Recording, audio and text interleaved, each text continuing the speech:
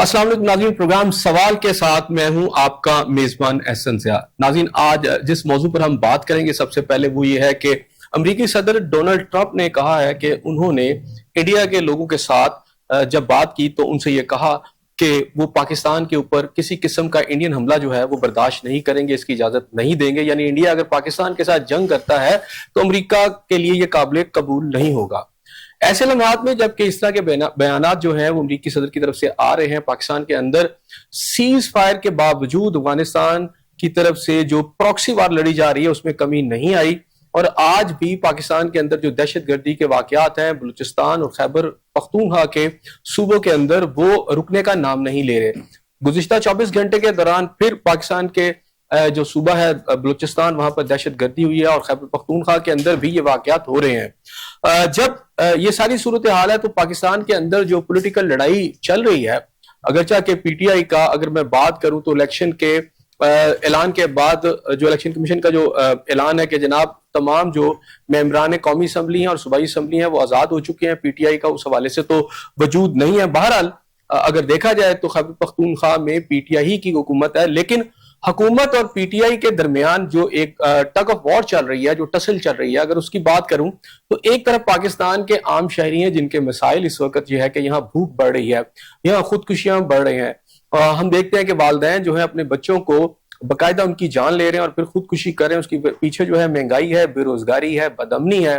और इसी तरह अगर हम पंजाब की सूरत हाल देखें तो यहाँ हमें अमनो अमान की सूरत हाल बिगड़ती नजर आ रही है। लेकिन ये दो बड़ी सियासी जमातें जिनके अंदर एक खैबर पख्तूनख्वा की गवर्नमेंट है, दूसरी इस वक्त सेंटर के अंदर, और इसके अंदर पाकिस्तान पीपल्स पार्टी की गवर्नमेंट भी शामिल है, यानी इत्तेहादी। लेकिन ये लड़ किस बात पर नाज़रीन रहे हैं, ये बड़ी इंपॉर्टेंट बात है। ये लड़ रहे हैं बुलेट प्रूफ गाड़ियों के ऊपर। खैबर पख्तूनख्वा की गवर्नमेंट को ये गिला है कि जो गाड़ियां बुलेट प्रूफ मिली हैं वो ठीक नहीं है, जबकि जो इस वक्त मोहसिन नकवी साहब हैं उन्होंने इस बात की इजाजत दे दी है कि जनाब ये जो गाड़ियां इन्हें पसंद नहीं है ये बलूचिस्तान गवर्नमेंट को दे दी जाए। ऐसी सूरत हाल के अंदर सिंध के इलाका जो कच्चे के डाकू हैं उन्होंने हथियार फेंकना शुरू कर दिए हैं। एक लेटेस्ट गवर्नमेंट की तरफ से जो एक तकरीब का एहतमाम किया गया उसके अंदर 72 डाकुओं ने हथियार फेंके, लेकिन क्या 72 डाकुओं के हथियार फेंकने के बाद वहां अमनो अमान हो जाएगा?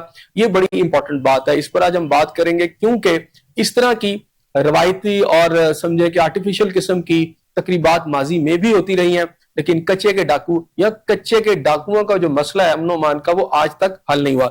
इन्हीं मौजूआत पर बात करेंगे। मेरे साथ शरीक गुफ्तगू है मेरे पहले मेहमान मोहम्मद नदीम चौधरी साहब, सीनियर जर्नलिस्ट और तजियाकार हैं। मेरे साथ मौजूद होंगे अब्दुल्ला गुल साहब, इनसे बात करेंगे अफगानिस्तान के हवाले से, और सीनियर तजियाकार जुल्फकार राह साहब भी मेरे साथ मौजूद होंगे। सबसे पहले नदीम चौधरी साहब की तरफ चलते हैं। अस्सलाम वालेकुम चौधरी साहब। वालेकुम अस्सलाम।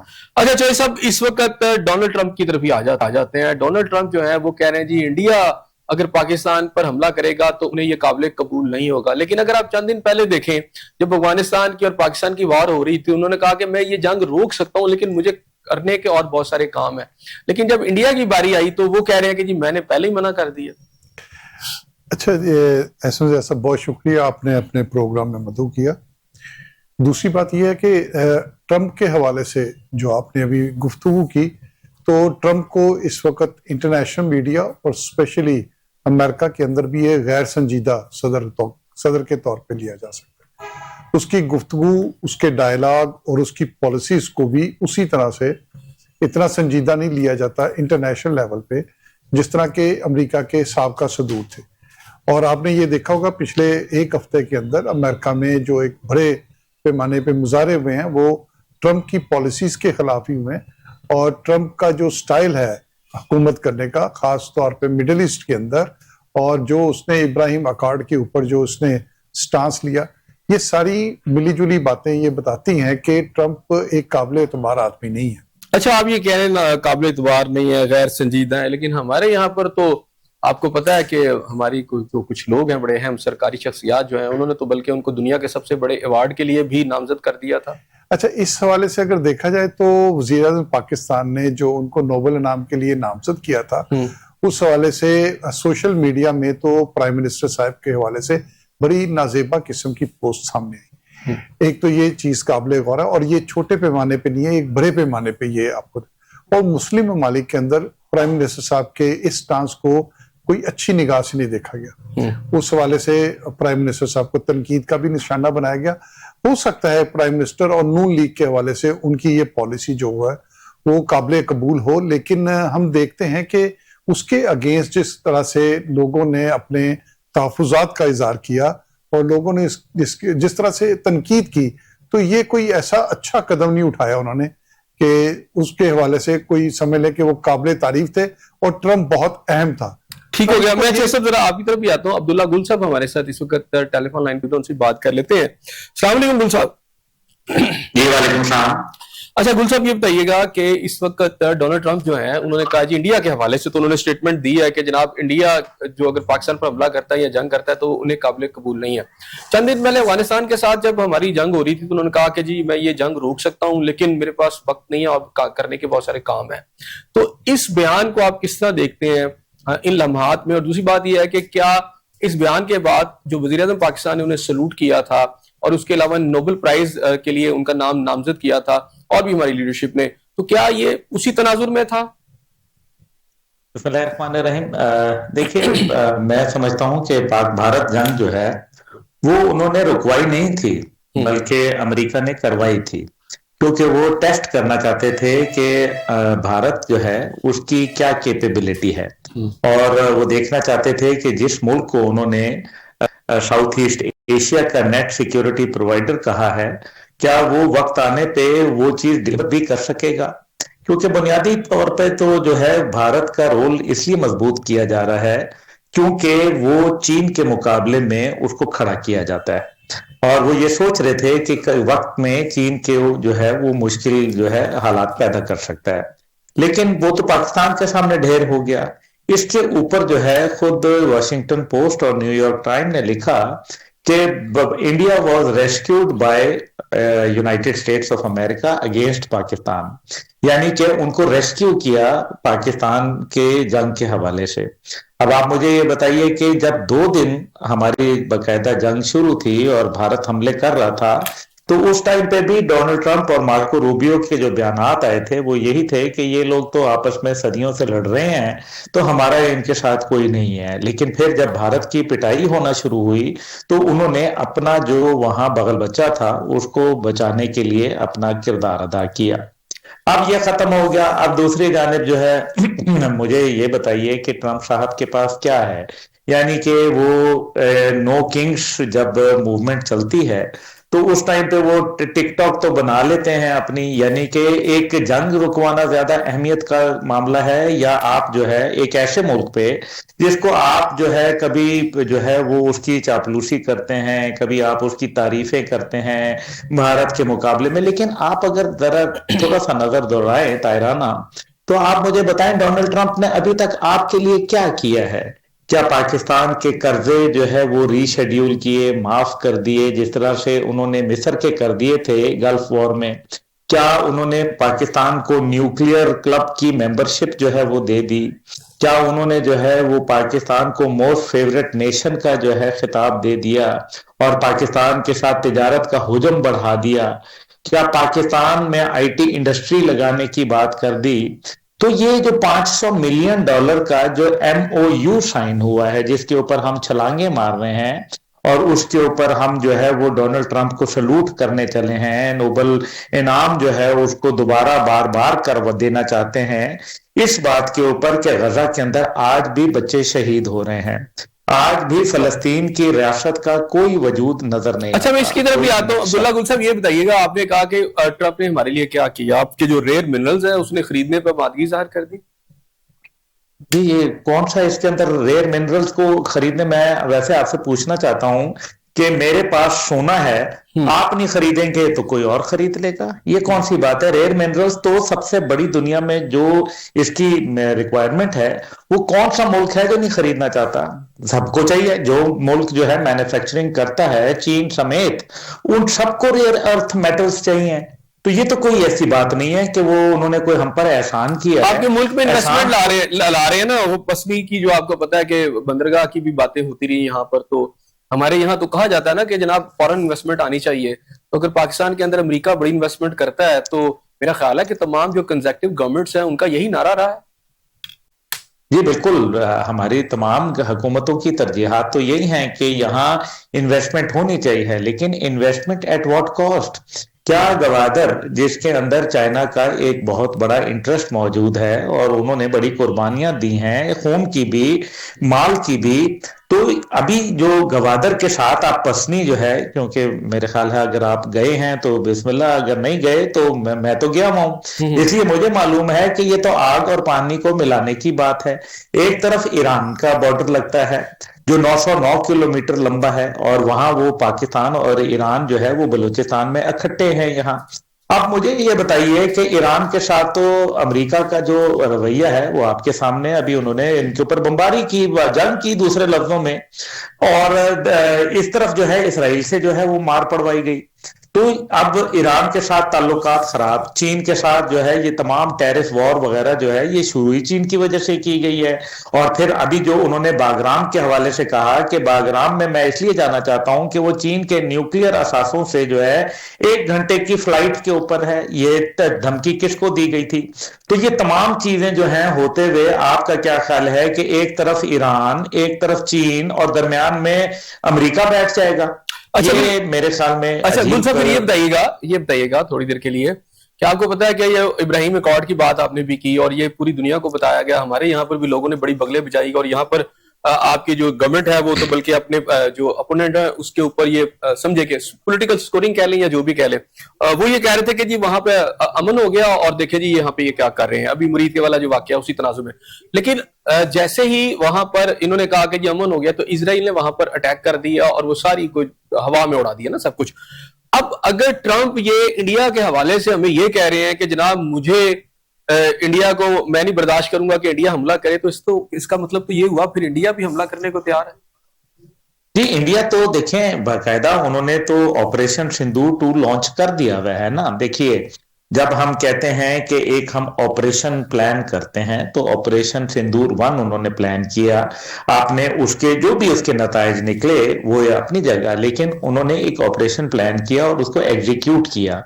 फिर उन्होंने ऑपरेशन महादेव जो है वो लॉन्च किया, जो कि अभी तक जो है हमें उसका पता नहीं है कि वो क्या है, लेकिन वो दहशतगर्दों के जरिए जो है वो पाकिस्तान को डिस्टेबलाइज करना था। जंग का है कि हमला कर सकता है। मेरा पॉइंट सिर्फ ये है कि अगर ट्रंप ने कह दिया कि इंडिया हमला नहीं करेगा, तो अगर इसको दूसरे तनाजुर में देखें तो इसका मतलब वो हमला करने लगा है।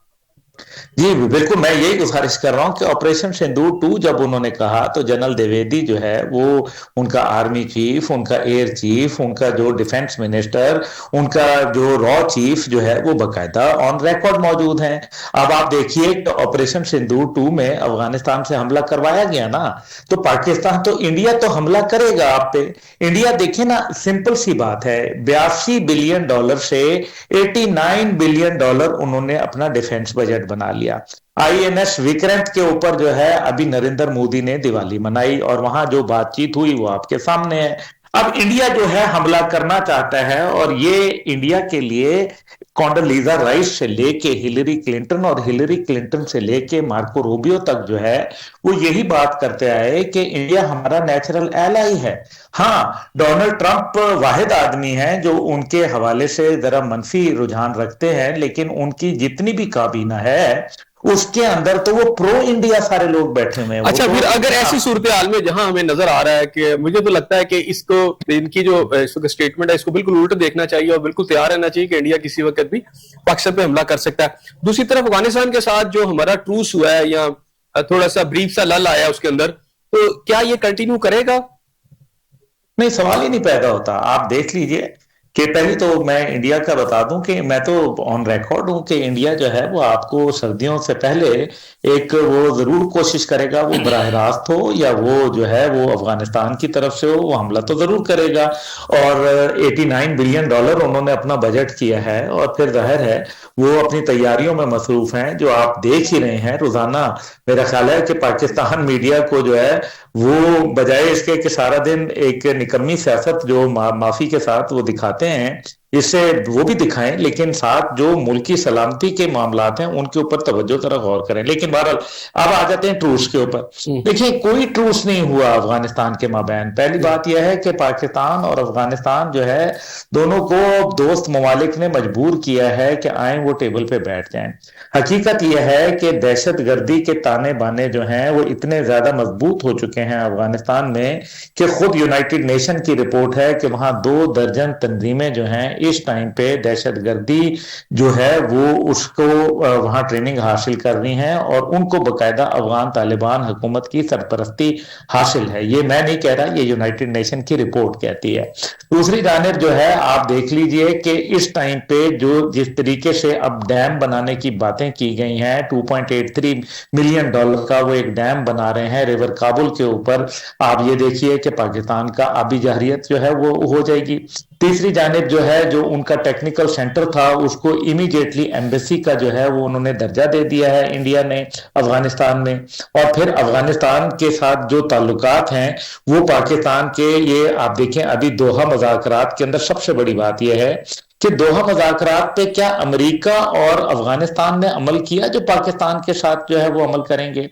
दोहा मुज़ाकरात में तालिबान हुकूमत ने यह गारंटी दी थी, अमेरिका समेत गारंटी दी थी कि रीजनल मुल्कों के ऊपर हमला नहीं किया जाएगा, जो टेररिस्ट सेंचुरीज जो है अफगानिस्तान में नहीं बनने दी जाएंगी, और किसी किस्म के भी जो इस किस्म के मामलात हैं वो नहीं होने दिए जाएंगे। लेकिन हो रहे हैं, धड़ल्ले से हो रहे हैं। अच्छा, ये लास्ट क्वेश्चन, बस लास्ट क्वेश्चन। हो रहे हैं, धड़ल्ले से हो रहे हैं, इनके पीछे कौन सी बड़ी ताकतें हैं?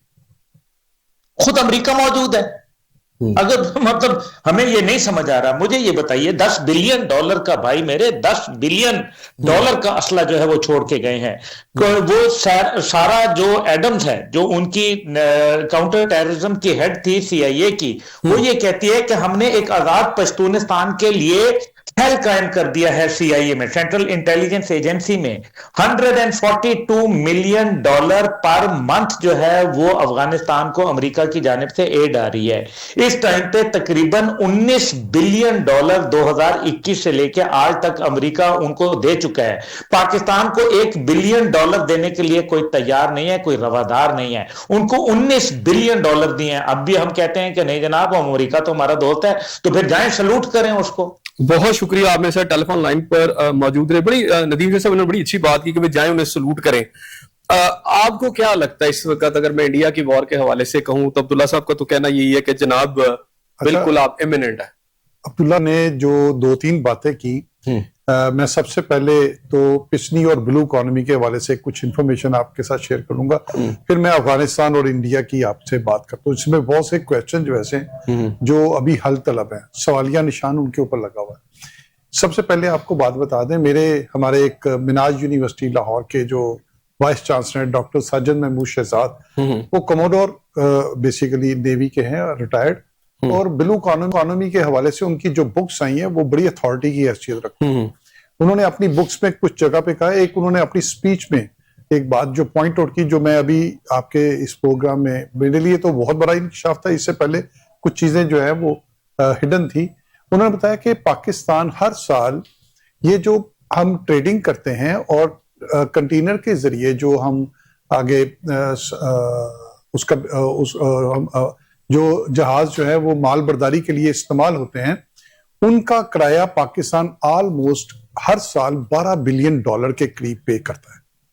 ठीक है, वो बहुत महंगे। अगर हमें हमारी जो जरूरत है वो कम से कम 100 के करीब अगर जहाज हमारे पास हो तो वो हमारी ट्रेडिंग की जरूरियात पूरी कर देता है।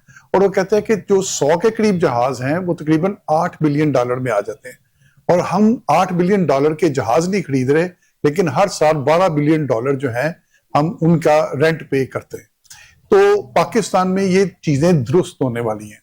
अगर आप 10 साल सिर्फ इस चीज को सीधा कर ले तो आपके सारे कर्जे उतर जाते हैं। ठीक हो गया। हम इसी तरह जी। ये जो हमारा समंदर के ऊपर पट्टी है, इसके ऊपर कम से कम 12 पोर्ट्स बननी चाहिए, कम से कम। इस वक्त हमारी 2 पोर्ट एक्टिव हैं और एक ग्वादर के अंदर बनने जा रही है। तो पिछली जो है उसकी बजाय हमें तवज्जो इस तरफ देनी चाहिए कि जो हमारी पोर्ट बनी हुई है हमने वो दुबई को दे दी है थोड़े से पैसों के बस, और उसकी जो आमदन है उसमें से वो बड़ा शेयर खुद ही लेके जा रहा है। तो पाकिस्तान में मिसमैनेजमेंट है, सबसे पहली चीज जो है फाइनेंशियली मिसमैनेजमेंट है। अब आते हैं हम उस तरफ अफगानिस्तान की वार की तरफ। फिर मैं आपको दूं कि इंडिया के साथ जो हमारी वॉर है वो बेसिकली ये वॉर नहीं है जो इस वक्त बताई जा रही है। इंडिया इस वक्त इकोनॉमी की वॉर लड़ रहा है। इंडिया के जो रिजर्व है वो $700 बिलियन से ज्यादा है। पाकिस्तान के पास रिजर्व कितने हैं? सिर्फ $12 बिलियन। पाकिस्तान और इंडिया का तो मुकाबला अगर करना है पाकिस्तान ने, तो उसके हमने फाइनेंशियल तरीके से करना है। अब वो वार के वक्त गुजर गए जब 600 टैंक जो है वो सियालकोट के बॉर्डर से आते थे, उधर से भी टैंक नहीं, लेकिन तो ऐसा सारी एक सेकंड मुझे लेकिन मुझे आपने बताया कि जी इकोनॉमी की वॉर है। अगर इकोनॉमी की वॉर ही थी तो इंडिया ने जो भी पहले आप पर अटैक किया है, इकोनॉमी तो उस वक्त भी उनकी ही थी। जो पहला अटैक जो अभी गया जिसको ऑपरेशन सिंदूर भी कहते हैं, तो इसको अगर आप देखे जाए इंटरनेशनल मीडिया में इसकी अहमियत क्या है, आप उसी जंग के दौरान आप क्या कर रहे थे पाकिस्तान के अंदर? जंग का माहौल नहीं था, ये तो इसको फ्रेंडली वार कहा जाता। आप उस जंग के माहौल के दरमियान तो आपके प्रोग्राम भी चल रहे थे, आपकी एग्जीबिशन भी चल रही थी। जंग में इस तरह से नहीं होता। जंग का एयर स्पेस हमारी बंद थी और तैयारी थी, और सिर्फ 2-3 दिन के लिए बंद हुई। इस जंगें इस तरह नहीं होती। अगर जंगें होती हैं तो आप देखें कि उसमें नुकसानात कितने होते हैं। मैं ये तो नहीं कह रहा चौधरी साहब कि ये ऑल आउट वॉर तो ये जितनी भी हुई उस दौरान इकोनॉमी तो ये जो $700 बिलियन ये तो तब भी थी ना। ये मैं आपको वही बता रहा कि इस वक्त इकोनॉमी की वॉर है। इंडिया वॉर अफोर्ड नहीं कर सकता। वो अपनी इस छोटी सी वॉर के लिए अपनी इकोनॉमी को तबाह नहीं कर सकता। और जहां तक टेररिज्म की बात है, अफगानिस्तान के साथ इस वक्त 5 मुल्कों के बॉर्डर लगते हैं, ईरान, पाकिस्तान, उज्बेकिस्तान, किर्गिज़स्तान और ताजिकिस्तान। उन 5 मुल्कों में से पाकिस्तान के अंदर ही दहशतगर्दी होती है, बाकी 4 मुल्कों में दहशतगर्दी क्यों नहीं होती? क्या वजह है कि वो अफगानिस्तान के जिसके साथ मुज़ाकरात करने के लिए अमेरिका पाकिस्तान के जरिए राब्ता करता है और काबुल के साथ मुज़ाकरात करता है एक तवील अरसा, और ज्यादा दूर की बात नहीं, ये भी पिछले दौर में फैज की आपको शायद चाय और कावे की वो तस्वीरें नहीं भूली होंगी आपकी नजर, और वो वहां पे काबुल के अंदर मुज़ाकरात हो रहे हैं। अमेरिका पाकिस्तान के जरिए मुज़ाकरात कर रहा है। अब क्या वजह हुई कि पाकिस्तान को अफगानिस्तान के साथ मुज़ाकरात करने के लिए किसी थर्ड पार्टी की जरूरत है? सर ये सिर्फ मैं समझता हूं कि इसमें हमारी खारजा पॉलिसी, अगर आप इसको कामयाब खारजा पॉलिसी कहते हैं तो मेरे ख्याल में ये कामयाब खारजा। अच्छा, मुझे ट्रंप की बात बताएं ना। ट्रंप ये कह रहा है कि मैंने इंडिया को बता दिया है कि पाकिस्तान पर हमला जो है वो अमेरिका जो बर्दाश्त नहीं करेगा। इसका मतलब है कि कुछ हो रहा है, कुछ हमला होने जा रहा है, जिस तरह जंग होने जा रही है। जिस तरह पहले कोई एक फ्रेंडली वार हुई थी, इस तरह से हो सकता है अगली भी कोई फ्रेंडली वार, फिक्स वार इसको कह सकते हैं। जिस फिक्स मैच नहीं होते जिस तरह आजकल होते हैं, इस तरह से फिक्स वार हो सकती है, इससे ज्यादा कुछ नहीं है। आप ये देख लें कि इस फिक्स मैच से पहले, इस वार से पहले अमेरिकन मुझे आपकी फिक्स जो मुझे समझ नहीं आ रही, मैच कैसे जी? फिक्स मैच मैं इसको इस तरह से कहूंगा कि आप इस वार से पहले अमेरिका का स्टांस देख लें, व्हाइट हाउस के तर्जुमान की स्टेटमेंट देख लें, इस वार के दरमियान उनकी स्टेटमेंट देख लें, और इस वार के बाद की स्टेटमेंट देख लें। ये जो आपके कोई फिक्स है, मैच फिक्स है जी, इसका किसको फायदा पहुंचेगा? इसका फायदा दोनों को पहुंचा।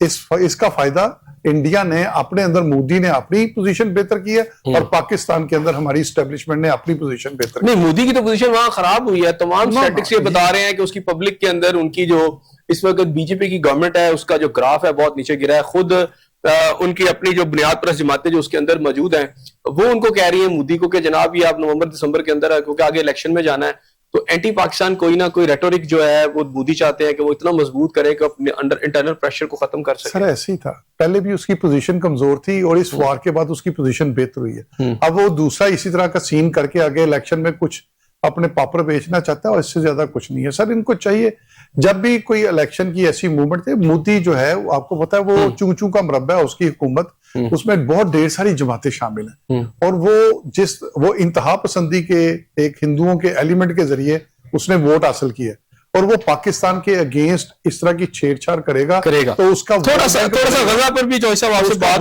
बढ़ेगा। अच्छा, गजा के ऊपर भी बात करते हैं। गजा में क्या सूरत हाल देख रहे हैं आप? सर गजा में तो अफसोसनाक सूरत हाल है, बल्कि मैं ये समझता हूँ कि हमारी हुकूमत के हवाले से ट्रंप और नेतन्याहू की जो मुलाकात हुई, और उसमें हमारे प्राइम मिनिस्टर साहब ने जो नेतन्याहू के साथ इसराइली वजीर हाथ मिलाया, और इब्राहिम अकॉर्ड के हवाले से ट्रंप ने ये कहा। अच्छा नहीं, वो जो तस्वीर वाली हाथ मिलाने वाली जो बात है ना, नहीं मेरी बात सुनो, वो जो हाथ मिलाने वाली बात है वो तो आ गया ना सारा के वो ठीक नहीं है, वो ठीक नहीं है। चले वो ठीक नहीं है, लेकिन ये सारा गुड जेस्चर था इसराइल के लिए। लेकिन दूसरी तरफ देखें, उस मादे की धज्जियां उड़ गई। पिछले एक हफ्ते में 45 से ज्यादा लोग शहीद हुए। चले मैं तो सब आपकी तरफ भी आता हूँ। जुल्फकार राहा साहब सीनियर तजिया का नाज़रीन हमारे साथ टेलीफोन लाइन पर मौजूद है, उनसे बात कर लें। अस्सलाम वालेकुम जुल्फकार राहा साहब। जी अच्छा राहा साहब, ये बताइएगा थोड़ी देर के लिए कि पाकिस्तान के अंदर महंगाई है, बेरोजगारी है, बदअमनी है, इस वक्त पंजाब की सूरत हाल आपके सामने है, बलूचिस्तान और खैबर पख्तूनख्वा सूबा जो है वो दहशत गर्दी के जो सूरत हाल है उसमें फंसा हुआ है। तो हमारी जो फेडरल गवर्नमेंट है और जो नई गवर्नमेंट आई है पीटीआई की, अगर चाहे वो पीटीआई की तो नहीं समझी, मैं नहीं समझता कि वो है, चूंकि इलेक्शन कमीशन के मुताबिक तो आजाद है सारे। चले बहरहाल अगर पीटीआई की गवर्नमेंट भी है तो ये बताएं, ये लड़ गाड़ियों पर है, बुलेट प्रूफ गाड़ियों पर इनकी लड़ाई हो रही है? आप मुझे बताएं कि केपी गवर्नमेंट की आप बात कर रहे हैं तो बाकी गवर्नमेंट्स कौन सी अवाम के इशू पे लड़ रही हैं? मसलन यहाँ पे पंजाब के अंदर एक बहुत बड़ी बैठक हुई है शहबाज शरीफ साहब की, मरियम साहबा की और शहबाज शरीफ साहब की, तो उसमें मौजूद था कि ये एक्सटेंशन होगी या नहीं होगी। अब इस्लामाबाद के आप सारे इजलासों की बात कर लें, आप पिछले एक साल की पूरी स्टोरी कहानी सारी निकाल के देख लें, अवाम तो मिसिंग है। अवाम के वोटों से, जिनके वोटों से ये हुकूमतें बनती हैं, अवाम के इशू पे तो ना सिंध गवर्नमेंट का कोई कंसर्न है, ना पंजाब का कंसर्न है, ना फेडरल का कंसर्न। चले अब अगर बाकियों का नहीं है, अगर बाकियों का नहीं है तो राहा साहब वो पार्टी जो कहती है कि जी हमने, और उसका माजी का भी दावा रहा, हमने मदीना की रियासत बनानी है, तो मदीना की रियासत में तो आम आदमी जो था उसकी सूरत हाल जो है, हालत ज़ार को बदलना मेन फोकस हुआ करता था। तो आप मुझे ये बताइएगा कि इस वक्त क्या ये जस्टिफिकेशन है कि अगर बाकी जमातें जिनके मुकाबले में तरीके इंसाफ जो कह के आई थी कि हम इंसाफ लाएंगे, अवाम की को सहूलतें देंगे, अवाम की बुनियादी जरूरतों को पूरा करें, वो इस बात पर अगर कोई गलत काम करती है तो कहा जाए कि जनाब चूंकि बाकी भी कर रहे हैं तो फिर इसका क्या कहना? देखें, अगर आप अपनी बात मेरे मुंह में डालना चाह रहे हैं तो वो मुश्किल होगा, मैं तो अपनी बात करूंगा। देखें, इस बात को आप फोकस करके कि जिन हालात से पीटीआई गुजर रही है, आप कहें कि ये सारे मसाइल की जिम्मेदार सिर्फ पीटीआई है, केपी के अंदर उनका सीएम जिन इश्यूज का शिकार है, तो रियासत जिन मामलात को देख रही है कि बाकी लोग पब्लिक के वोट से इलेक्ट नहीं हुए, चलो ये हुए ये नहीं हुए, क्या इनका काम ये नहीं बनता? अगर एक बंदा ये दावा करता है कि जी मैं बहुत नेक हूं, मैं ये सारी चीजें करूंगा, तो उसके ऊपर हम सारी चीजें डाल दें। जो बाकी लोग दावा नहीं करे तो उनसे पूछे ही ना। ये लोग भी तो यहाँ पंजाब का 62% है पूरे पाकिस्तान का, सबसे बड़ा सूबा है। सिंध चौथी दफा उनको इक़्तिदार मिला है, इसी तरह बलूचिस्तान है। तो बाकी सारे लोगों को भी अवाम की नुमाइंदगी का हक उसी तरह अदा करना चाहिए जिस तरह केपी जिम्मेदार है। मैं उनको बेल आउट नहीं कर रहा, लेकिन आप सिर्फ इस बात को ले लें कि उन्होंने रियासत मदीना कहा था तो रियासत मदीना क्यों नहीं बनाई? और इन्होंने भी तो बहुत सारी चीजें कही थी, वो सारी नहीं की। अब बीइंग जर्नलिस्ट मैं तो सबकी बात करूंगा कि अवाम के इश्यूज, रोटी कपड़ा और मकान भी मिसिंग है, अवाम के राइट्स और हकूक भी मिसिंग है। ये सारे लोग अपनी अपनी सर्वाइवल की जंग लड़ रहे हैं और सारे लोग अपनी अपनी जाती लड़ाई लड़ रहे हैं। इसमें अवाम तो कहीं है ही नहीं, अवाम तो नजर ही नहीं आ रहे। मैं कहता हूं आप सीओडी करते हैं, आप रोटी कपड़ा मकान की बात करते हैं, तो एक सीओडी इस पब्लिक से भी कर लें कि आप भूखे नहीं मरेंगे, आपको रोटी कपड़ा और मकान मिलता रहेगा। आप मुझे बताएं ना कि जिस हालात के अंदर अवाम चली गई है, आप और मैं जो टैक्स देते हैं, सुबह आप उठते हैं, आप टूथब्रश करते हैं, वहां से टैक्स शुरू होता है, उसके बाद आप चाय पीते हैं टैक्स देते हैं, नाश्ता करते हैं टैक्स देते हैं, आप जूते कपड़े पहनते हैं टैक्स देते हैं, गाड़ी में बैठते हैं टैक्स देते हैं। तो आप दफ्तर में जाके शाम सोने तक इतने टैक्सेस हैं, तो रियासत उसके बदले अवाम को क्या दे रही है? बल्कि मेरे ख्याल है सोते हुए भी जो हम बिजली इस्तेमाल करते हैं उसके ऊपर बहुत सारे टैक्स होते हैं। टैक्स है। अच्छा, अब ये होता ही है कि आम शहरी का एक रियासत के साथ आम शहरी का एक एग्रीमेंट होता है, जिसके नतीजे में रियासतें चला करती हैं। अब शहरी तो बेचारे अपनी जान जोखों में डाल के सारा कुछ दे रहे हैं, अपना खून भी दे रहे हैं रियासत को चलाने के लिए, लेकिन रियासत आगे से चौधरी रियासत बन जाए और अवाम के लिए कुछ ना करे, यानी मां बनने की बजाय सुतीला बाप बन जाए, डंडा पकड़ ले, तो अब मुझे बताइए अवाम क्या करे?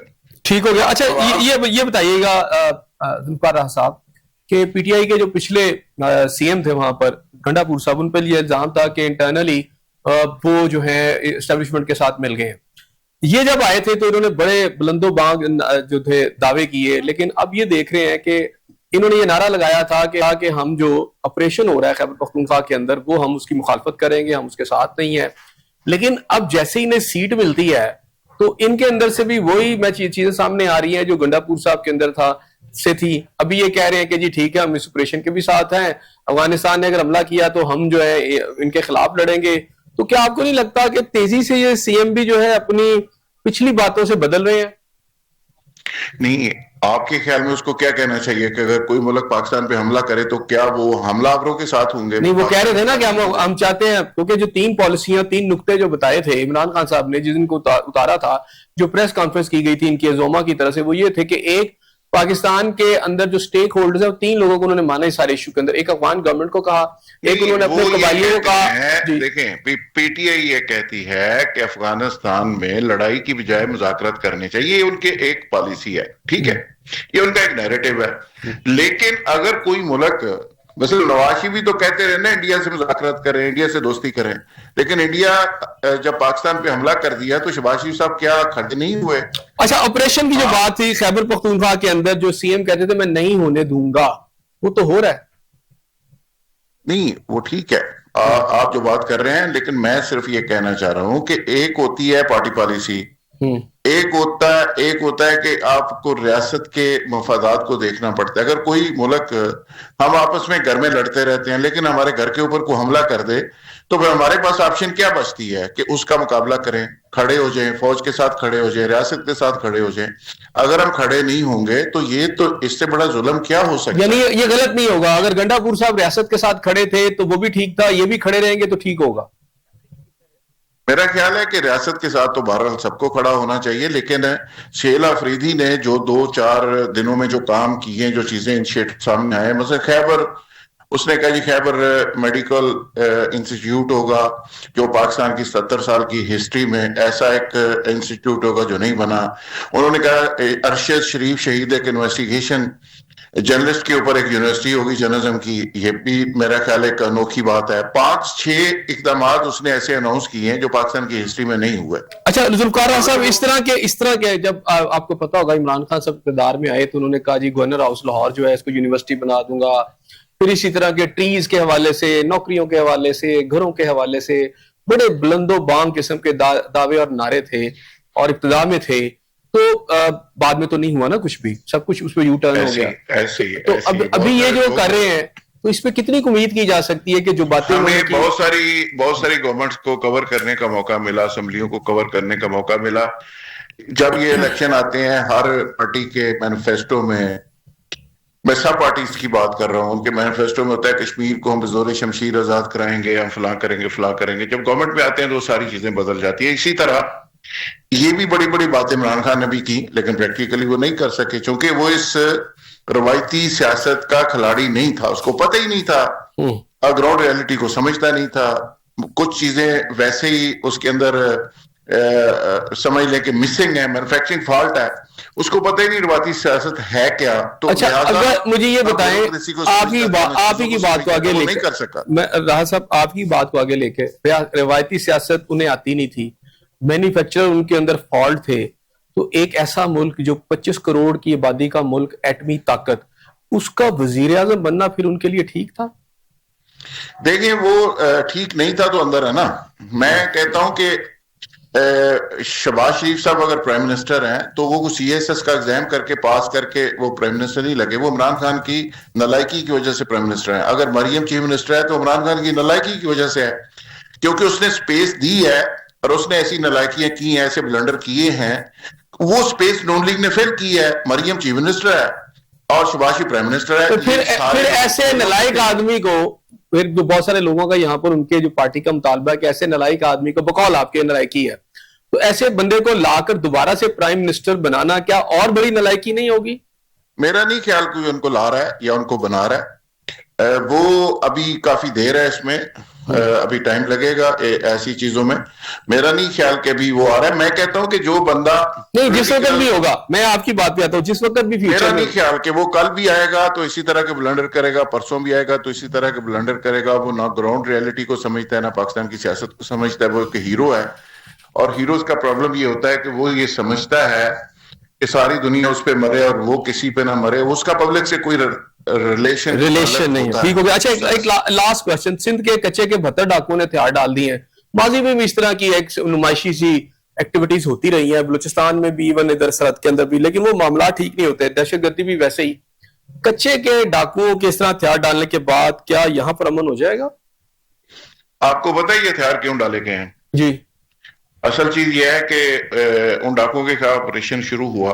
पंजाब गवर्नमेंट ने ड्रोन्स की मदद से, पुलिस ने, सब ने उस पर फोकस किया। जब पता चला कि ये सारे डाकू मारे जाएंगे या पकड़े जाएंगे, तो सिंध गवर्नमेंट ने उनको रेस्क्यू करने के लिए उनको एक पैकेज दे दिया। अब वो पैकेज के तहत वो अच्छे शहरी बन जाएंगे, और अच्छे शहरी बन के पहले दिहाड़ी लगाएंगे गवर्नमेंट से, अरबों रुपए उनको दिए जाएंगे कि ये मेन दायरे में शामिल हो गए। ये ड्रामा चल रहा है इस मुल्क के अंदर। 3500 दफा पहाड़ों से लोग नीचे आए हैं, 3500 दफा ऊपर चले गए हैं। हर दफा उनको पैकेज दिया जाता है कि जी आप पहाड़ों से नीचे आ जाएं, वो बंदूकें जमा करवाते हैं। कहा जाता है कि जी ये कौमी दायरे में शामिल हो गए हैं। अच्छा, फिर वो वापस पहाड़ों पे चले जाते हैं। सवाल ये है कि जो कौमी दायरे में शामिल नहीं होते, जो पहाड़ों पे नहीं जाते, जो बंदूक नहीं आप और मेरे जैसे लोग उठाते, उनका क्या कसूर है? उनको पैकेज तो आप नहीं देते। पैकेज उनको देते हैं जो रियासत के खिलाफ लड़ते हैं, जो बदमाशी करते हैं, जो गुंडागर्दी करते हैं, उनके लिए पैकेज हैं। और जो आम लोग बेचारे रियासत को मानते हैं, इस मुल्क को मानते हैं, इस मुल्क के लिए सुबह शाम टैक्सेस देते हैं, उसके लिए रियासत के पास एक टका नहीं है। तो ये एक ड्रामेबाजी हो रही है। और ये कच्चे के डाकुओं का जो सेगमेंट है, ये हर साल का सेगमेंट नहीं है। आपको पता है कि पंजाब पुलिस के पास 8-10 अरब का बजट होता है जो बचता है साल के एंड के ऊपर। वो क्या करते हैं कि वो वहां पे ऑपरेशन लॉन्च कर देते हैं कि जी कच्चे के डाकुओं को पकड़ने ना उसका कुछ हफ्ता होता है, वो 8-10 अरब रुपया वो खाया जाता है। और हर साल डाकू भी रहते हैं, बजट भी रहता है, पंजाब पुलिस भी उधर है, और ये सालाना सेगमेंट है एक। तो ये मतलब इनका म्यूचुअल कोई मुआहदा है जिसके तहत फिर ये सब कुछ चल रहा होता? मुआहदा नहीं होता, कुछ चीजें ब्लैक एंड व्हाइट में नहीं होती, लेकिन अनसीन चीजें होती हैं। देखिए ना, ये आप जिस मुल्क की फौज इंडिया को शिकस्त दे दे अपने से 10 गुना बड़ी ताकत को, आपने अफगानिस्तान की ईंट से ईंट भिजा दी, 3 दिन में वो घुटने टेकने में मजबूर हो गए। तो ये डाकू क्या कोई इंडिया से या अफगानिस्तान से कोई बड़ी चीज हो गए आपके लिए? ठीक तो हो क्या गया। वजह है कि ये खत्म ही नहीं हो रहे? और अब आपने उनको पैकेज देना शुरू कर दिया है। इसका मतलब आप और मैं सुबह बंदूक उठा के डाकू बन जाए और हमें भी पैकेज दे रियासत। क्या तमाशा है कि आप इन चोरों डाकुओं के सामने रियासत जो है जब मर्जी घुटने टेक देती है कि एटमी रियासत। ये तमाशा बंद होना चाहिए, बंद होना चाहिए। बहुत शुक्रिया, आप मेरे साथ टेलीफोन लाइन पर मौजूद रहे। नदीम साहब, आपने इनकी भी बातें सुनी। अब मैं सबसे पहले इसी तरफ आऊंगा। पहले तो कच्चे के जो मसला है डाकुओं का, आपको क्या लगता है जी इसके अंदर? अच्छा, कच्चे के डाकुओं का मसला तो आपको पता ही है। कच्चे के डाकू जो हैं वो पक्के के डाकुओं के साथ मिले हुए हैं। ठीक है। और ये करसा दराज से इसी तरह इनका सिलसिला चला है। ये टोपी घुमाई जा रही है, इससे ज्यादा कुछ नहीं है। बाकी जो जुल्फ़िकार राहत ने बातें की वो बड़ी, अब हमें करना क्या चाहिए? सर, हमारा पासपोर्ट दुनिया का चौथा बदतरीन पासपोर्ट है। पिछले 2 सालों के अंदर हमने एक रिकॉर्ड बनाया कि हमारी यूथ, हमारी नौजवान नस्ल पूरी दुनिया में हम नंबर 1 हैं माइग्रेशन यानी कि मुल्क छोड़ के जाने वालों में हमारे स्टूडेंट नंबर 1 है इस वक्त। आपकी नौजवान नस्ल इस मुल्क के मुस्तकबिल से मायूस है। अच्छा, मुझे जोसेफ ये बताएं, आप जो आप बता रहे हैं, मुझे ये बताएं कि इसकी वजह क्या है कि हमारे यहाँ बहुत सारे जब सियासी हुकूमतें आती हैं, तब्दील होकर नहीं आती हैं, तो दावे बहुत सारे किए जाते हैं, वादे किए जाते हैं, लेकिन पाकिस्तान का जो सफर है ना वो इस तरह ही चल रहा है, अभी तक इस तरह नहीं हो पा रहा। रीजंस क्या है? रीजंस बड़ी सिंपल सी हैं। पाकिस्तान एक ऐसा मुल्क है, आप देख लेंगे, इसमें बहुत सी रिपोर्टें हैं, तकरीबन अब तक पाकिस्तान के ऊपर जितना कर्जा है इतनी ही पाकिस्तान को अमेरिका ने भीख दी है, इमदाद दी है। सर, कर्ज नहीं दिया, इमदाद दी है। पिछले 2010 से 2025 तक हर साल आपको $2 बिलियन के करीब आपको भीख मिलती है, इमदाद मिलती है। आप वो इमदाद जब लेते हैं तो उसके अगेंस्ट वो आपसे क्या लेते हैं? वो आपसे अपनी वफादारियां लेते हैं, वो आपसे आपकी पॉलिसियां, आप उनकी पॉलिसियों को फिर अडॉप्ट करते हैं। अगर अमेरिका या ट्रंप आपको आंख के इशारे से कहते हैं कि भाई ये करो, तो आप वो करते हैं। और वो पैसा किसने खाया? वो पब्लिक ने नहीं खाया, वो हमारी एस्टेब्लिशमेंट ने खाया। वो उन लोगों ने खाया है जो आम आदमी नहीं है, खास हैं, अमेरिका की लॉबियस्ट, हुक्मरान शाफी आप कह सकते हैं। बिल्कुल उनको। और जब आप इस लेवल पे जाके आप करते हैं तो फिर आप अपने मुल्क के लिए नहीं सोचते। हमारे मुल्क में सबसे बड़ी, अभी मैंने थोड़ी देर पहले आपको कहा कि $12 बिलियन आप जो है वो टैरिफ देते हैं उन जहाजों का, मालबरदार जहाजों का। अगर आप $10 बिलियन के जहाज खरीद लें तो आपको हर साल इतनी बड़ी रकम ना पे करनी पड़े। आप ब्लू इकोनॉमी को स्टैब्लिश नहीं करते, आप अपनी एग्रीकल्चर को स्टैब्लिश नहीं करते। आपके पास अर्थ मैटर है, अब अर्थ मैटर की एक बहुत बड़ी आपको, वो टोटल फ्लॉप एक प्रोजेक्ट है जिसकी तरफ आप जा रहे हैं। वो हम हैं जिनको हम बेचे हैं, लेकिन आपने इसके अगेंस्ट फ्लॉप कैसे है? दुनिया भर में उसकी जरूरत है। चाइना ने इस पॉलिसी के अगेंस्ट आपके साथ शदीद तरीन नाराज है, और उसके अखबारात और मीडिया इसके ऊपर बहुत ज्यादा आर्टिकल लिख भी चुके हैं। वो क्यों नाराज है? हम हमारे अपने मिनरल्स, पूरी दुनिया में मिनरल्स के ऊपर जो है वो अजारादारी जो है वो चाइना की है, क्योंकि इन मिनरल्स को प्यूरिफाई करने की जो टेक्नोलॉजी है उसके ऊपर टोटल गिरफ्त इस वक्त ही इसी ये नहीं होती रहे। हमारा अपना माल है, अगर हम किसी को बेचते हैं, हम एक इंडिपेंडेंट स्टेट हैं। हाँ। लेकिन आप ये देखिए, आप जो बेचने के, जो आप जिससे आप हिमालय जितनी दोस्ती का दावेदार करते हैं, वो दुनिया का वाहिद मुल्क है जो मिनरल्स को प्रीफर करके टेक्नोलॉजी आपके, वो आपसे ये मिनरल्स खरीद के आपको ज्यादा बेनिफिट दे सकता है। आप उस बेनिफिट्स को अमेरिका, चाइना की बजाय उस मुल्क के पास लेके जा रहे हैं जिसकी इस टेक्नोलॉजी के ऊपर गिरफ्त नहीं है। तो इससे नाराजगी किस तरह से होगी? आप अपने ताल्लुकात को खराब करें, आप गलत ट्रैक पे जा रहे हैं। आपको अपनी लाइनें दुरुस्त करनी चाहिए, आपको अपनी इकोनॉमी दुरुस्त करनी चाहिए। ठीक हो गया, राइट हो गया, आपका पॉइंट आ गया। मुझे ये बताइएगा कि इस वक्त खैबर पख्तूनख्वा के जो वजीर आला है उनकी कारकर्दगी को आप कैसे देख रहे हैं? अच्छा, अभी चंद नहीं है, अभी थोड़ी सी एक बात हो रही थी तो मैं उसमें वजाहत करता हूं। देखिए, पाकिस्तान एक ऐसा मुल्क है कि हम आपस में जो मर्जी लड़ते रहे, हम यहाँ पे फौज से इख्तलाफ भी हो सकते हैं, जर्नैलों के साथ इख्तलाफ भी हो सकते हैं, लेकिन जब पाकिस्तान के ऊपर कोई हमलावर होगा या पाकिस्तान की सलामती के लिए खतरा पड़ेगा तो पाकिस्तान की सारी सियासी जमातें और कुव्वतें फौज का साथ देगी। इसमें तो कोई शक नहीं है, इस पर डिबेट भी नहीं है। अगर हम ये कहेंगे कि केपीके की हुकूमत में पीटीआई और पीटीआई फौज के खिलाफ जाएगी, सर खारजा पॉलिसी के ऊपर डिबेट हो सकती है, लेकिन जब आपके सलामती पे कोई हर्फ आएगा तो सब एक होंगे। इसकी मिसाल यूं है कि अभी ये वजीर बड़े चंद दिनों में, आज उन्होंने 10 करोड़ रुपया उन्होंने अफगान टीटीपी के कमांडर की सर की कीमत लगा दी है, दहशतगर्दों की लगा दी। क्यों लगा दी है? इसीलिए लगा दिया कि वो उनकी रियासत के लिए, उनकी रियासत क्या पाकिस्तान के लिए वो अच्छा इतने वफादार है। तो 9 मई का वाकया क्यों किया इन्होंने? सर 9 मई का वाकया तो एक प्लांटेड था, वो एक गुस्सा था जो एस्टेब्लिशमेंट ने निकाला पीटीआई के ऊपर। बड़ी सीधी सी बात है ये तो। चले मैं उसमें, अच्छा मैं आता हूँ जरा पॉलिटिकल बात के ऊपर। इस वक्त ये जो खैबर पख्तूनख्वा के जो वजीर आला है, पहले तो बहुत अग्रेसिव नजर आए, लेकिन अब ऐसे लगता है कि जैसे अब वो टिमिड होते चले जा रहे हैं या माइल्ड होते चले जा रहे हैं या टेम होते चले जा रहे हैं। आप क्या कहेंगे?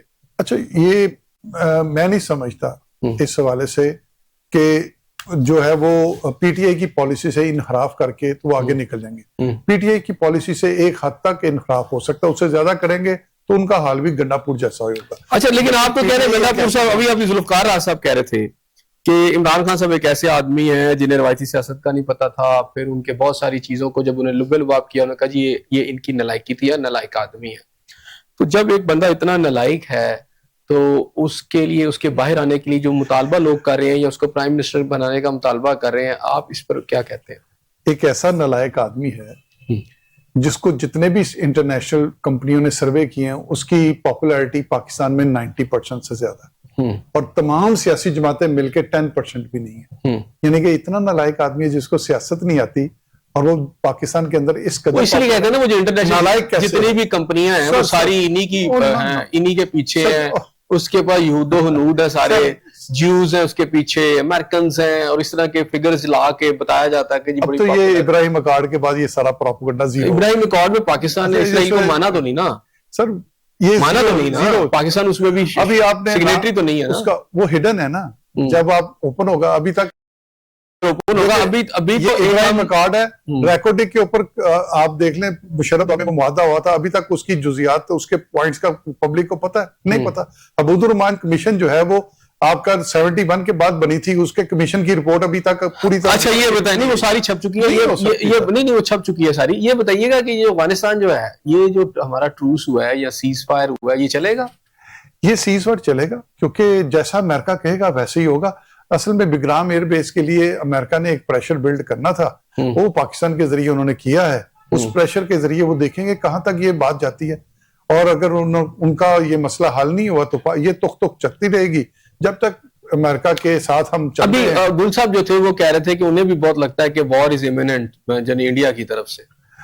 मेरा नहीं, मैं हमें गुल साहब का एक अपना पॉइंट ऑफ व्यू है, ज़ाहिर है वो एक स्पोर्ट्समैन आप उनको कह सकते हैं हमारी स्टैब्लिशमेंट का, तो वो वही बयानिया देंगे जो स्टैब्लिशमेंट का। लेकिन अगर आप बीइंग अ जर्नलिस्ट मुझसे पूछेंगे तो मैं समझता हूँ कि जिस पार्टी के सरबराह हैं आप उनको खैर इस तरह की पार्टियां तो वो आपको पता ही है, वो तो अपने घर से काउंसलर का इलेक्शन भी नहीं जीत सकते। तो ये जो जिस तरह पिछला आपका ऑपरेशन सिंदूर में आपने छोटी सी वॉर लड़ी है, उसी तरह की वार आगे जाके होगी। ये लंबी चौड़ी वार का चक्कर कोई नहीं, मैं नहीं समझता कि पाकिस्तान के हालात आपको बेहतर होते नजर आ रहे हैं। बिल्कुल नहीं, जब तक ये एस्टेब्लिशमेंट और उनकी पॉलिसियां, पाकिस्तान के हालात कभी बेहतर नहीं हो। गवर्नमेंट के बारे में थोड़ा सा बता दीजिएगा कि जो कश्मीर है वहां पर नून ने वहां से हट गई गवर्नमेंट से, और उन्होंने कहा जी कि हम यहाँ से हट रहे हैं, इंदिया दिया था कल।